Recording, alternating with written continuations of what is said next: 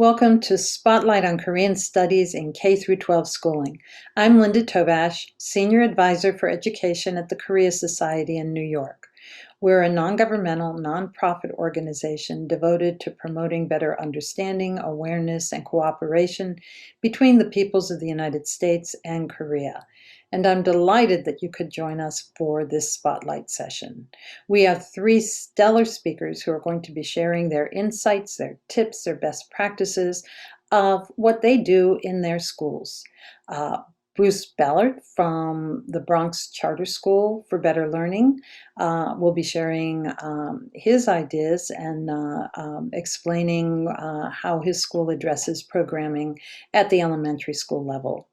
He is a professional development specialist at the Bronx Charter School. He'll be followed by Jisun Kwon and Kleio, who are both teachers at Francis Lewis High School in Queens. Francis Lewis is one of the larger public schools in New York City, and they'll be discussing their programming specifically in Korean language study, how they structure those courses, how they coordinate together in terms of building the curriculum, and also the cultural programming that they've introduced. All of our speakers will be sharing how their programs evolved over time and also address the importance of having the support of their administrators and the community. And I really would like to take this opportunity to thank them and to applaud them for the hard work that they do, and actually for all of you who teach and introduce young students to Korea, for the contributions you make in promoting growth and understanding, not just for this generation, but for future generations. It's critically important, so thank you. I also want to thank those of you who sent in questions. We will be addressing those at the end of our presentation. So thank you. And now, on that note, I'd like to turn the screen over to Bruce. Thank you, Toby, for introducing me, and it's a pleasure to be here. I'm going to talk about how we built a robust Korean language and culture program at my K through 5th grade school in the Bronx. And my school is called the Bronx Charter Schools for Better Learning. First, a little bit of background about me. I served as a Peace Corps volunteer in South Korea from 1975 to 78. I learned a lot of Korean language, and I studied how to play the kayagum, which is a stringed instrument, and you'll see it later in this slideshow. I started working at the Bronx Charter School for Better Learning in 2005, and I discovered that a middle school next door to our building had a Korean program funded by the US Department of Defense, even though there were no Koreans at the school. With the help of the Korean teacher at this middle school, we began a Korean program at my school in 2007 with the Defense Department funding. And here I am at my school and with a bunch of kids working on Korean. More background about my school. The school population is almost entirely Black from Jamaica and West Africa. The program started out mostly focused on language learning, and it evolved over the years to include more and more cultural events and learning about Korean society and history. Eventually, we hired a Korean language teacher who had many contacts with traditional musicians and dancers in the New York Korean community. And virtually everything about our program is a huge success with the students. So let's talk about the early years where I was mostly focused on teaching the kids how to speak and read and write Korean. And we're going to look at a kindergarten class that's learning how to count.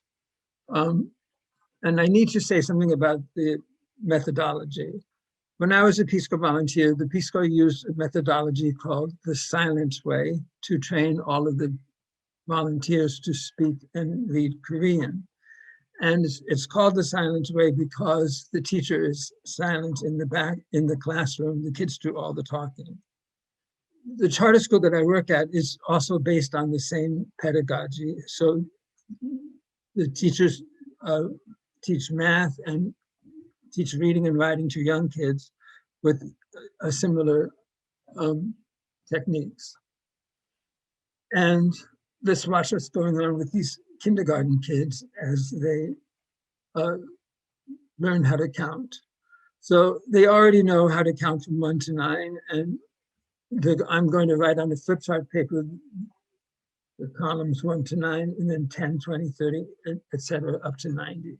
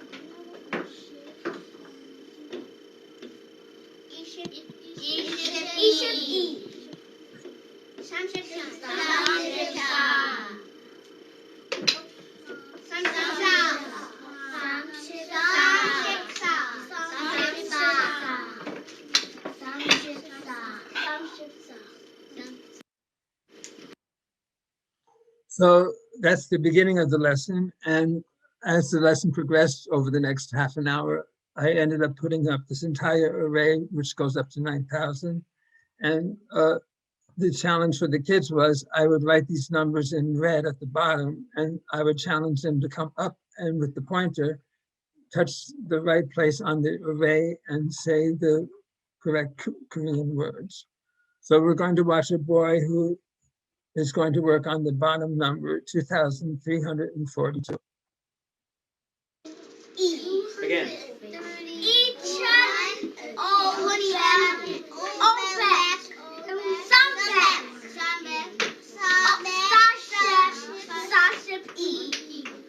I know how to say all of it. Whoa, that's a big slip.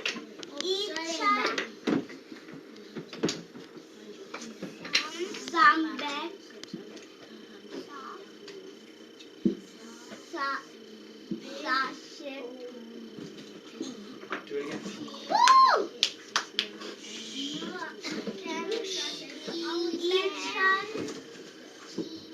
Go, Emmanuel. Jordan.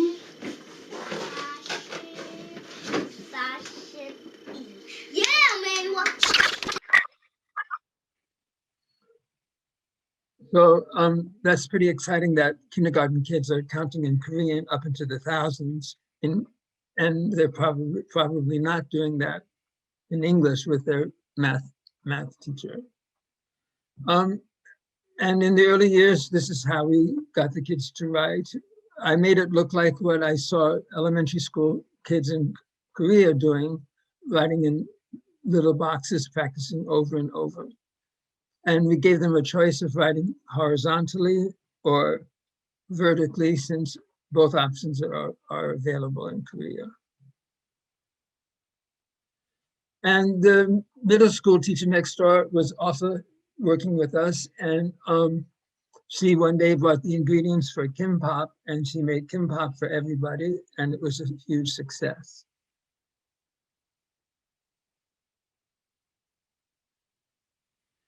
And our principal, Mr. Schubert Jacobs, came into the room, and Miss Kim showed him how to roll kimbap. So now if you need kimbap, you can go directly to him and he'll make you some. A few years later, we had to hire a new teacher, and we hired Miss Kim Soo-jin, and she brought a lot of good stuff to the program.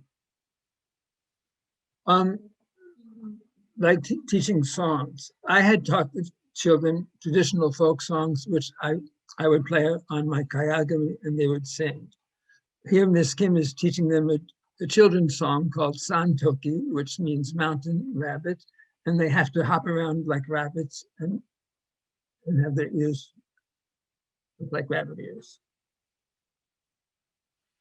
We also decided to ask the students in third grade classes what they wanted to learn about in their Korean sessions. And I'm just going to look at the first set of questions that they asked. Do the Chinese and Koreans fight? Do they have war in Korea? Do Chinese and Korean people talk to each other a lot? Do Chinese and Korean people look alike? During the Korean War, what was Japan's role and what was Japan doing?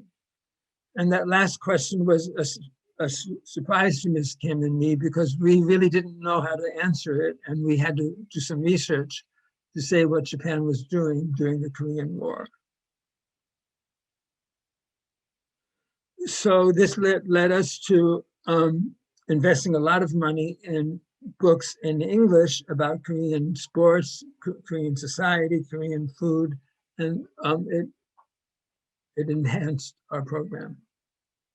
I used a lot of Korean folk tales and developed practice tests for the tests. As you know, in April, the students in third grade must take a reading test, and it involves reading a passage and answering questions. So I used a lot of Korean folk tales as practice readings. And this one here is Rabbit and Turtle, which you may recognize as the Korean opera Sugungda, which is about a dragon king who lives in the bottom of the ocean, who is going to die unless he can eat the liver of a rabbit. So he sends a turtle up to the shore, to the dry land, to get a rabbit and convince the rabbit to go down to the kingdom under the sea. These are some of the many performers that Miss Kim introduced us to and who came to perform at our school. And we would do joint concerts. First, I would play the kayagam and the kids would sing the traditional folk songs that I had taught them. And then the kids would sit in the auditorium and watch the professionals do their performances. And they were thrilled beyond belief at how beautiful and amazing the dancers were. Miss Kim's son, Ji-hwan, also is a musician, and he has studied traditional drums. So he gave many workshops at our school, teaching the kids all about the different types of percussion instruments and having the kids play them.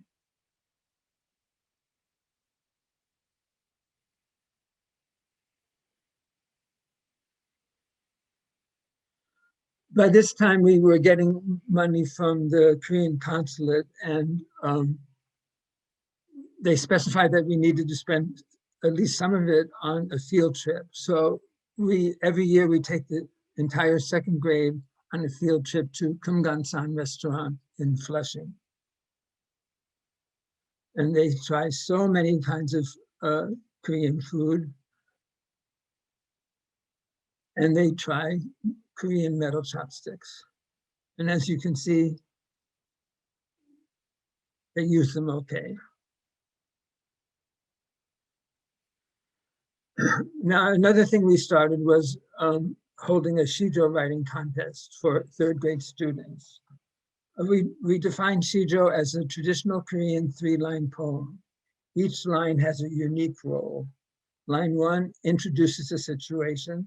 Line 2 develops the situation. And line 3 adds a twist, punch, or conclusion. Traditionally, Shijo had a set number of syllables and phrases per line. However, as modern Shijo have eased the syllable count, especially in the West, we give the students the freedom to write lines of varying lengths as long as they adhere to this 3-line rule above. So here are some examples. The freezer. On a hot summer's day, I go to the freezer to cool off. In the freezer, I stay cool, eating cookies and cream. Colder than a polar bear's toes, I should do this every summer. And here's another one called How Time Goes Fast. On a weekend day, kids play around everywhere, but parents never stop working even when they are tired. When the parents pass away, the children's playtime is over. So the contest winners go on a special field trip to Manhattan to view some aspect of Korean culture, and they also eat lunch in the Korean restaurant. This group here, for this group, we went to the Metropolitan Museum of Art, which has one room devoted exclusively to Korean artworks.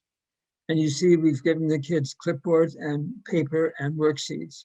And we tell them if they see something that they like, they should either draw it or fill out a worksheet about it,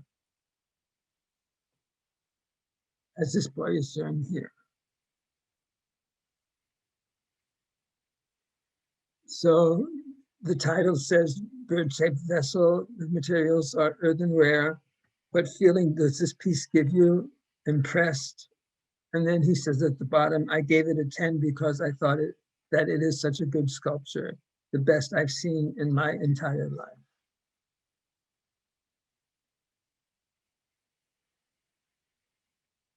He's working on a gold Buddha, and he's checking out a folding screen.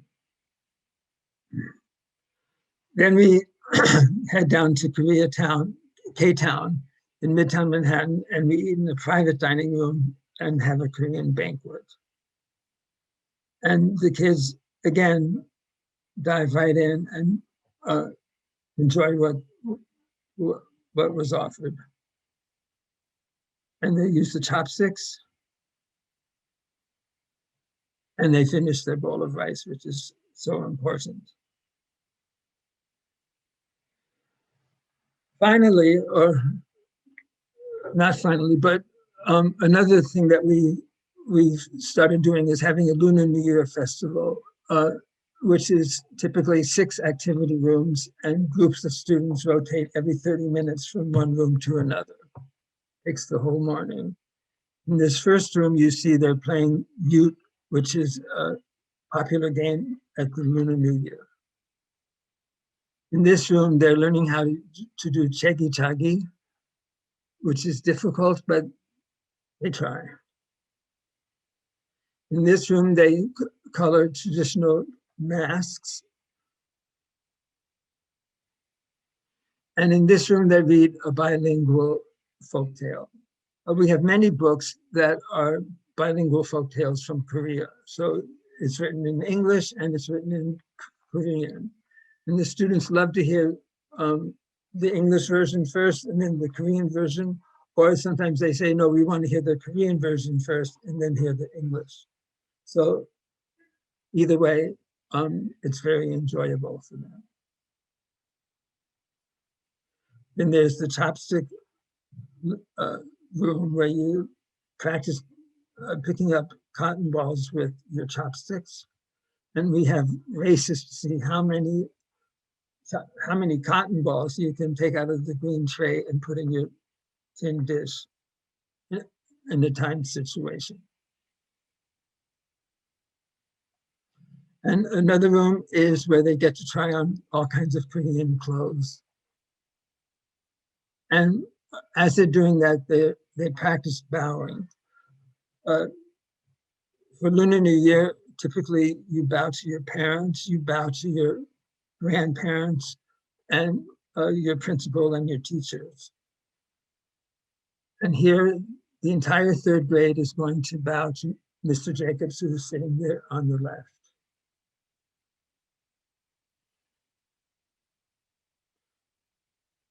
And when they're all the way down, they say, Sehe bon mani padaseo, which means Happy New Year. Now, if Mr. Jacobs was following the correct procedures, he would give a few coins to each student. But instead, he gave a lecture showing slides of his trip to Korea, which he went courtesy which he went on courtesy of the Korean government. He spent, I think, 2 weeks in Korea.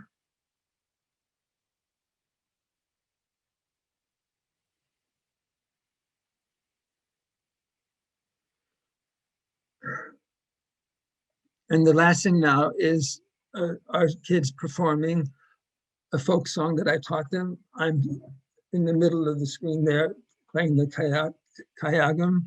And this is at the Korean Cultural Center in Midtown Manhattan. And it was a lot of fun.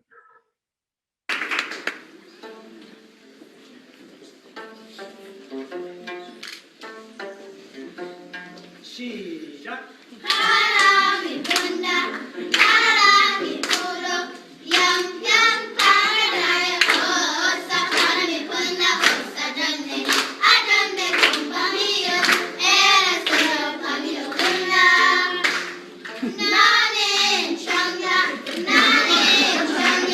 청가 청여가 어서 청여가 어서 졌네 아졌네 금밤이여 애라스러 밤이여 분다 나는 청각 청각 귀여워서 찾아나간다 아저씨 밤이야 애라스러 밤이여 분다 바람이 분다 바람이 불어 영영 바다에 어서 바람이 분다 어서 졌네 아졌네 금밤이여 애라스러 밤이여 분다 정답!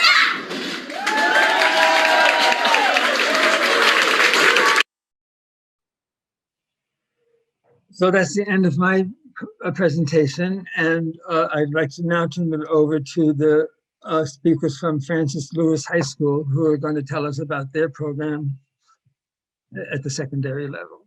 Thank you for listening, and I hope you enjoyed yourself. And it was a pleasure to be here. 안녕하세요. 반갑습니다. First, we want to thank Korea Society for this wonderful opportunity to introduce our school and our Korean program. We are really honored to be part of this wonderful educational series. 안녕하세요. 반갑습니다. So before I begin the presentation, I'd like to introduce our school to you. Francis Lewis High School is one of the largest public high schools in New York City, serving over 4,500 students. Our ethnically and linguistically diverse student population comes over 55 countries and boasts more than 60 distinct home languages. We offer comprehensive study in 8 world languages, including American Sign Language, Chinese, French, Italian, Japanese, Korean, Latin, and Spanish. Thanks to our principal, Dr. Marmer, and assistant principal, Ms. Serving, we have both native and non-native tracks in Chinese, Spanish, and Korean, and students can choose the language that they want to learn. We also have a University Scholar program, which allows selected students to take more than one language. Now, Ms. Kwon will start the first section of how we started. I started working at Francis Lewis from September 2013. Ms. Irving, our assistant principal, opened 3 non-native Year 1 Korean classes and 1 native Korean class, which was a big start. I was really thankful, but I still needed 1 more class to teach to work full-time. So I had 1 math class as well. Then the next year, more students joined, so Ms. Park was hired. When she started, I had 5 Korean classes, but Ms. Park had 3 Korean classes and 2 English classes. We were able to stay full-time in the system from the first year that we hired because we are licensed in more than 1 subject. I am licensed in math and Korean. Ms. Park is licensed in Korean, English, and TESOL. Let me show you the numbers on the screen. So in 2013-2014 school year that I started, we had around 100 students in Korean program. And now in this school year, the number of students in our program is around 280. Now we have 10 Korean classes in all. We have 3 non-native year 1, 3 non-native year 2, 2 non-native year 3, 2 native classes. And one of the native classes is combined with non-native year 4 Korean students. We have both Korean heritage learners and non-heritage learners in our program. At the beginning, we had more heritage students than non-heritage students. But now, the ratio of heritage students to non-heritage students is almost 1-to-1. In Miss Park's non-native year 1 class this year, there are more non-heritage students than heritage students. I think it is a good sign of growth. All Korean classes now are honors courses, so they weigh more on students' transcripts. I believe that's another key feature that makes our Korean program stronger.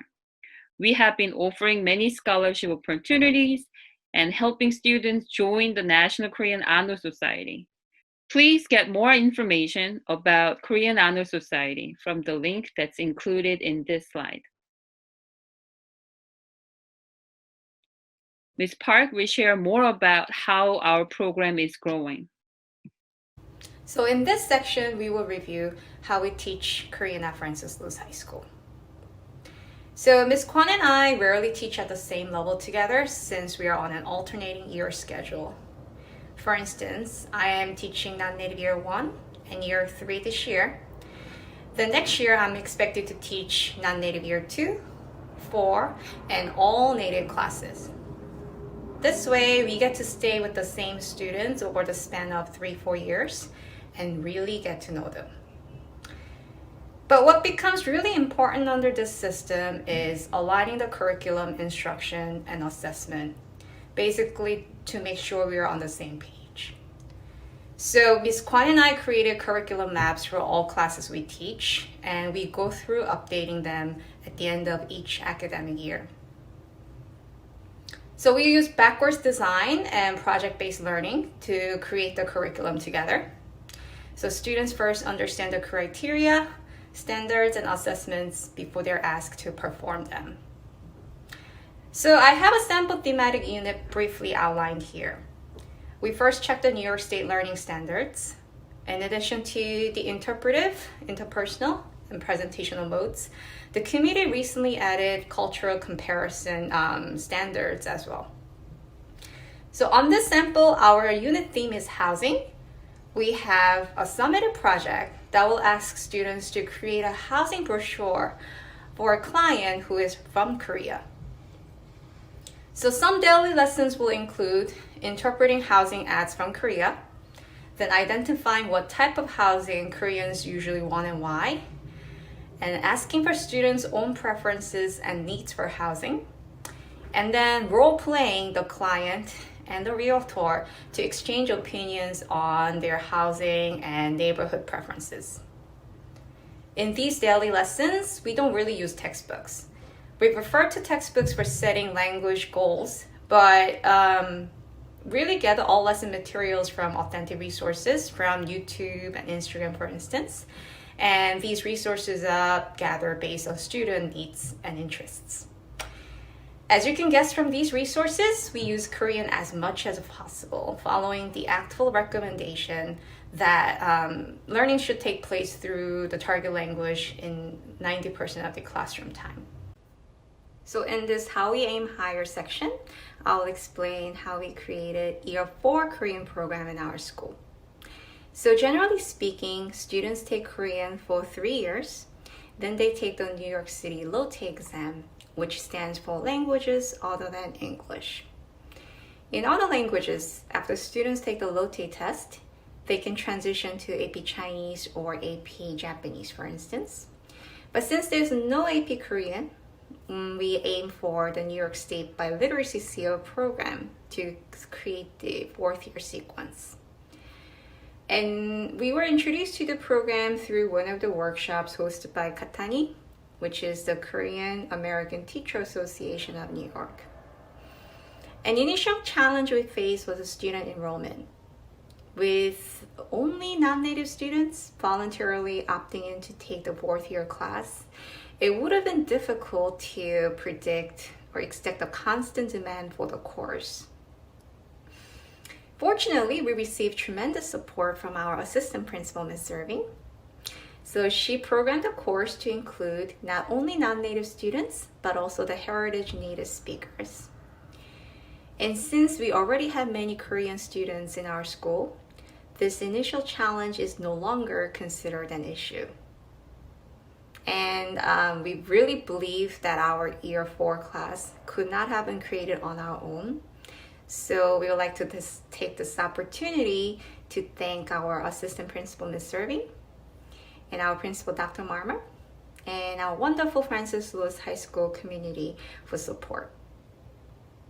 Now, I'm just going to explain what was required for the Korean component of the seal when I led the program in 2020. You can find the rest of the information under the resources. I gave 2 websites on the slides. Basically, in order to attain a seal, students need to earn 3 points total for Korean. 2 points come from the capstone project, and theme for the project changes every year by the state. 1 point comes from passing the AAPPL exam. The minimum proficiency required for passing is I5, which is the intermediate high on ACTFL scale. There are 2 exam versions, but only Form B is accepted. And students need to take all listening, reading, writing, speaking sections and achieve I5 or higher for all these sections. So students need to get used to the format of the AAPPL exam. So we do many preps beforehand, and combining the class with native and non-native students has definitely helped in students naturally acquiring language skills while preparing for the test at the same time. You can find the demo questions for Korean on the AAPPL's website, and you can find that URL on the slide as well. So that's what was required as of 2020, and we do have some updates on these requirements.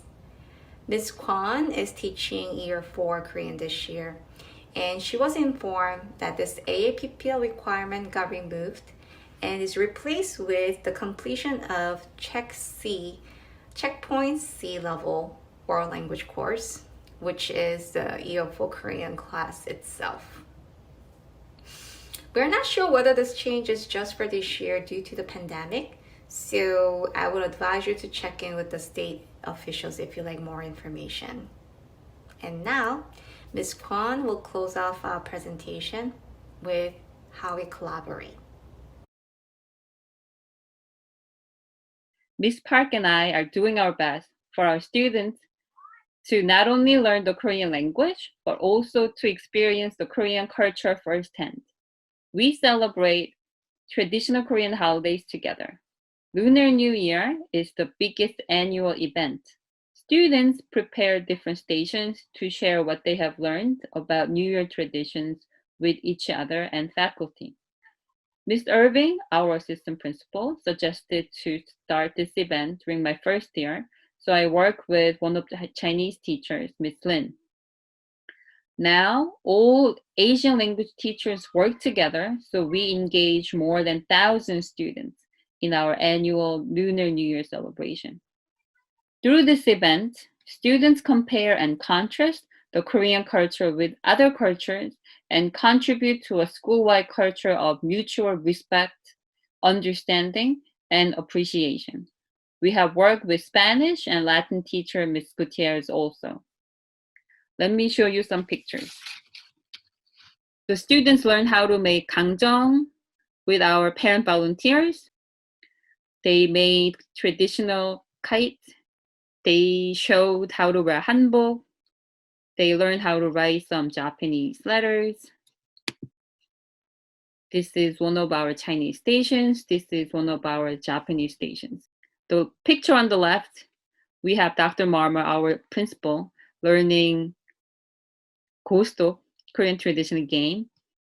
The picture on the right shows our assistant principal, Mr. Irving, and another assistant principal, Mr. Shin.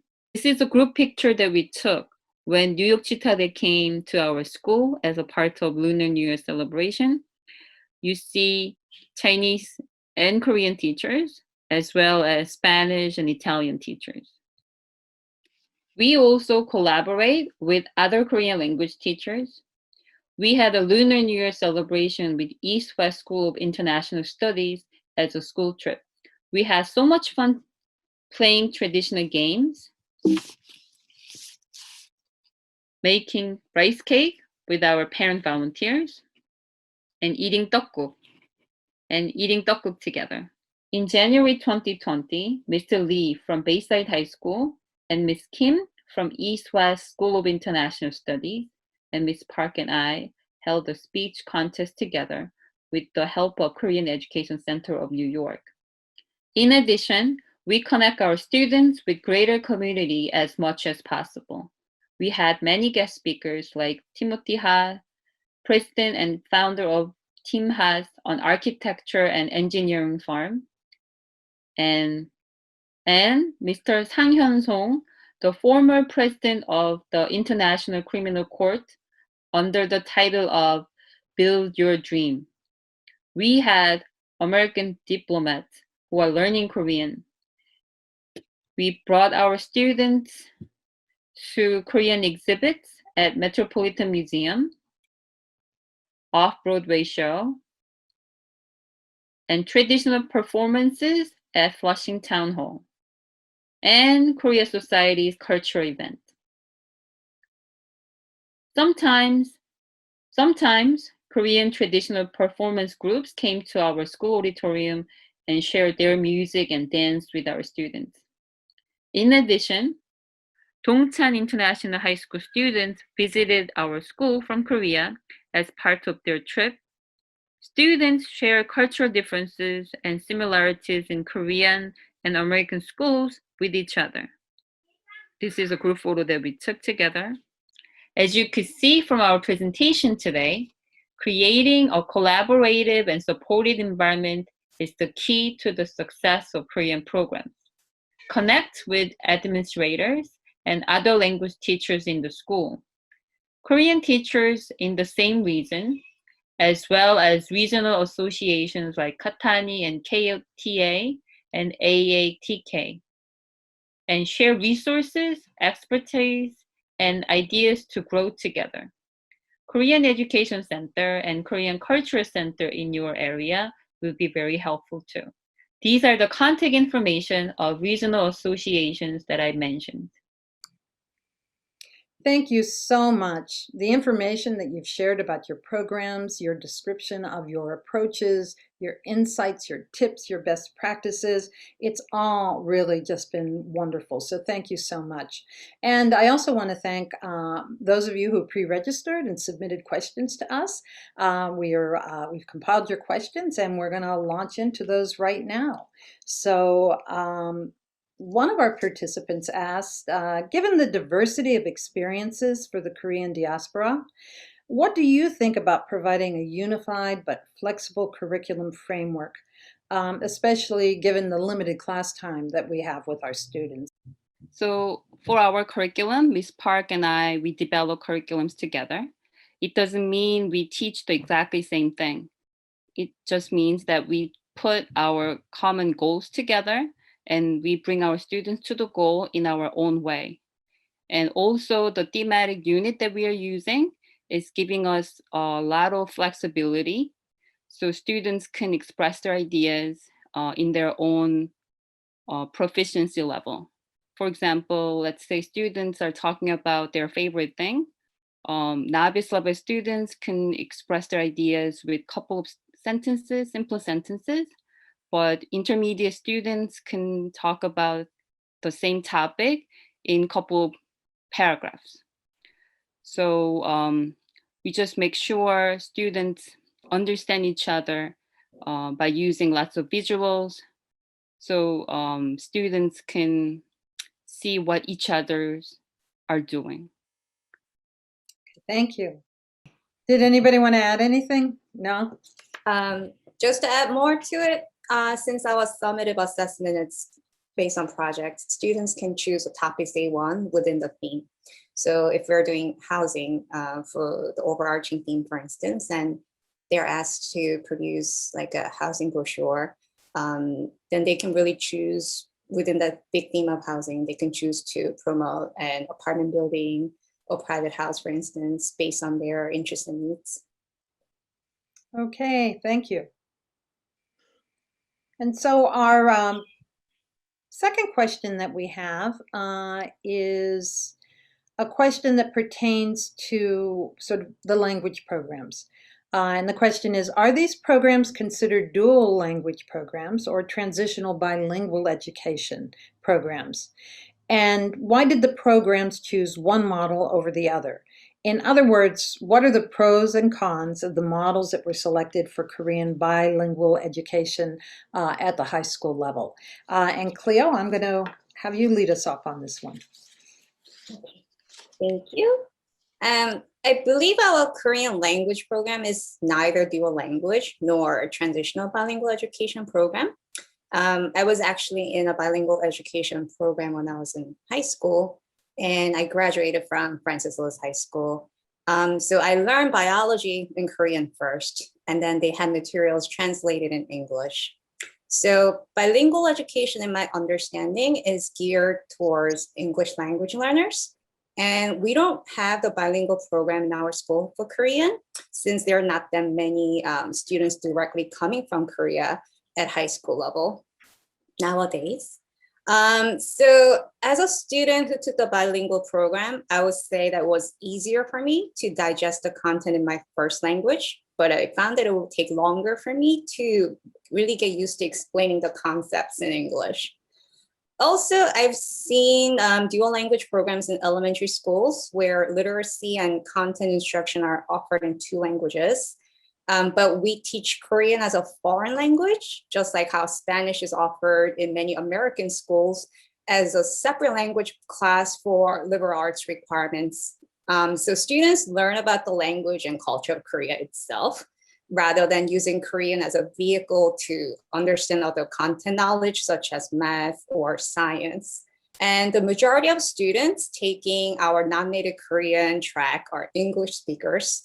And we teach following the ACFL recommendation that learning should take place through the target language at least 90% of the time in the instruction. Okay. And so moving from sort of the curriculum structure and the language component, one of our participants asked if you include a discussion of North Korea or topics that deal with North Korea in your curriculum, and if so, what do you discuss and what are the reasons behind it? So Bruce, why don't you lead off and let us know what happens at your elementary school? Well, we talk about North Korea at various points. In my presentation, I talked at the very end about how our principal gives a slideshow of his trip to Korea. And I just had a few pictures in my presentation that you just saw. But he went up to the DMZ and he took a lot of pictures, and he explained it to the children about what the DMZ is. He had pictures of the underground tunnels and the wildlife that's still thriving in the DMZ. So we don't shy away from talking about the DMZ. And we don't shy away about talking about North Korea either. Okay, thanks. What about at the high school level? Kleio or Jisun, anything to add? And also I would ask, you know, do your students raise it? I can introduce something I did. So I had a thematic unit that touched upon North Korea and Tongin, which is reunification in Korean. I personally think teaching is all about storytelling, and it's important to have all communities participate and share their perspectives. So we watched documentary clips on Korean War veterans. Then I invited the Korean War veterans in our area to our school, and they share their experiences of the war. From there, I share multiple media coverages on Isan Gajuk, which is the Korean family separated by the war. Mm-hmm. but also showed the pros and cons of the reunification. And then I have students have participated in Socratic seminar and debate whether they supported the unification or not. And then they wrote an argumentative essays on the topic. And that was my summative assessment. Thank you. Anything to add, Jisun? I think Cleo covered a lot, and I really enjoyed her thematic unit. And I remember having those Korean War veterans coming our school, and we had really good interaction with them. It was really wonderful. Okay, thank you. Another participant asked that in your, together you have many, many years of experience, but is there anything that students did or thought that stands out to you or that surprised you? A reaction they had or an impression they had of something or a question they asked? And again, Cleo, we're going to turn to you to lead us off on this one. Just to relate to that thematic unit I was explaining earlier, so one of the things they did was they created a mind map of what they thought Korean War is like. So we had those displayed in our library when the Korean War veterans came. They also wrote a poem in Korean and English, so it's all translated. So I remember seeing the Korean War veterans reading those poems and getting emotional, and then our students were also saying saying thank you for all you did. So it actually really meant a lot to me in that experience, because my husband's grandfather, who passed away, actually also participated in the war. So it was kind of personal to me. Oh, wow. Thank you. Jisun, anything to add in terms of the students that you've interacted with?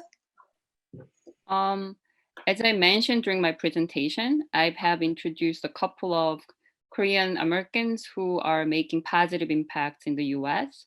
I still remember one of the guest speakers that we had, Mr. Timothy Ha. His architecture firm has a mission statement saying, we exist to help those in need. So I shared his story and what he's doing under that mission statement. And my students wrote letters to him. And many students wrote that they want to contribute their talents, and they also want to help others through their career in the future on their letters. So it was really rewarding. And I also see some students coming back to Francis Lewis as student teachers. One of my students who's from a Chinese background is trying to be a Chinese teacher, but she also came to observe my classes because she wants to teach Korean as well. And I was really happy to see what she learned in my class in high school is opening more career opportunities for her. Oh, absolutely. And it's those types of that reinforcement that you get, that feedback you get. It's like just so powerful.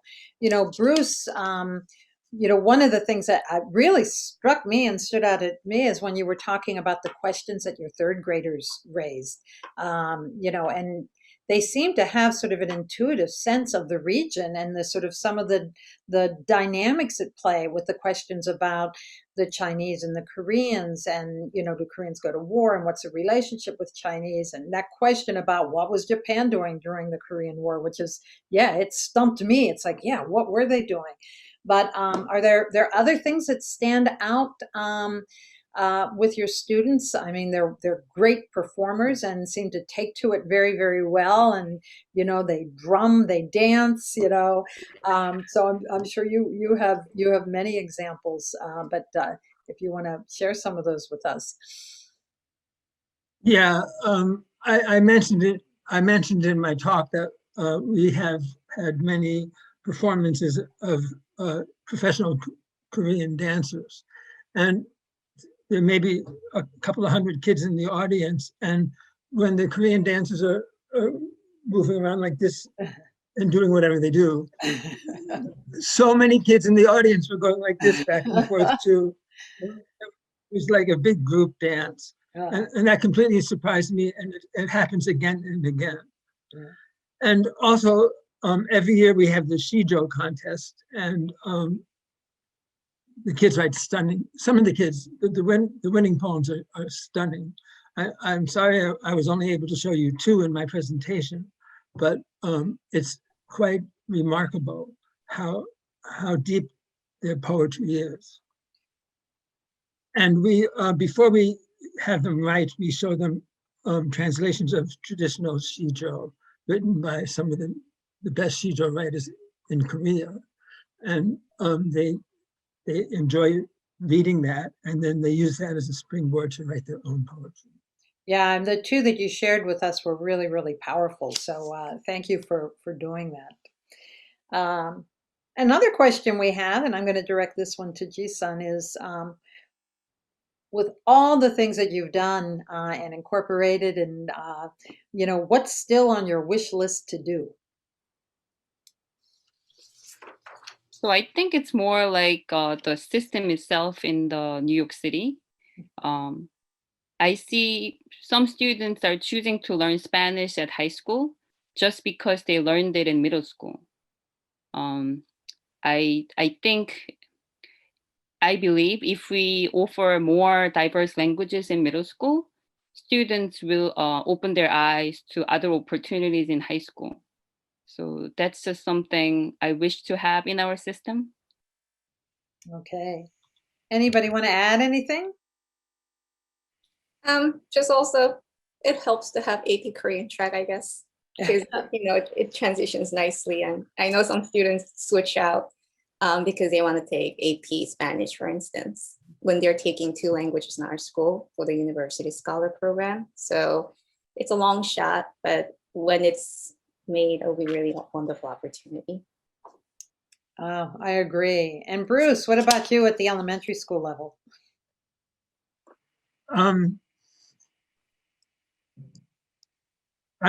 The question is what is still on my wish list? Right. Yeah, okay. My wish list is that we can go all the way up to 5th grade with Korean. We stop at 3rd grade because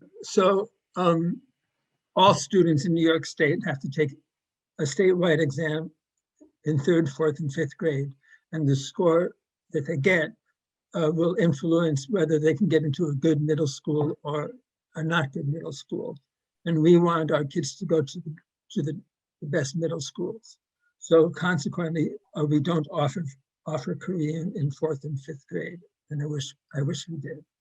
Right, and that then follows into what Jisun was addressing in terms of the middle school, and then, that they continue on in Spanish, a language they started studying.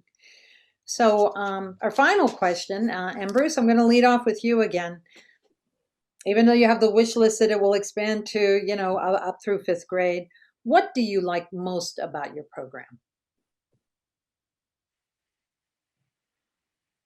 That the kids enjoy learning Korean and having all of these experiences.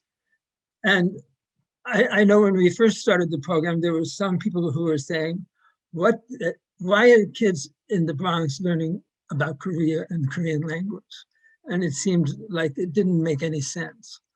But it makes perfect sense to the kids, and they are very happy about it. So that's my response. Thanks. And Jisun, what about you? So I think it's quite similar to Bruce.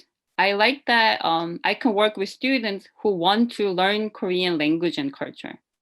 We do have some not much motivated students, but majority of our students join our Korean program because they want to. So it makes my job much more easier and enjoyable. I really enjoy seeing my students talking about their favorite Korean pop stars, Korean music, food, drama, and movies. Great. And Kleio?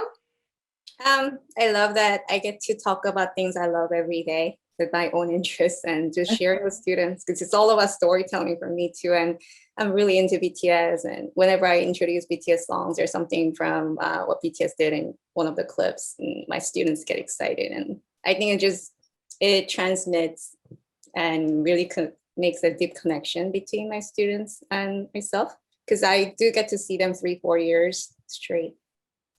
Oh, that's great. And I can just see how when you talk about your students and what you do in your schools, you all three of you light up. So I think all of your students and your schools are very, very lucky to have you. And I thank everyone who, watched this video released today. I encourage you to share the link with your colleagues and with your friends and others whom you think might be interested. It will be available for a long time. So please do share it. And in this upcoming fall, we hope to have more programs like this on sort of advancing Korean at the K through 12 levels. And so keep tuned. And on that note, thank you very much. Have a good day.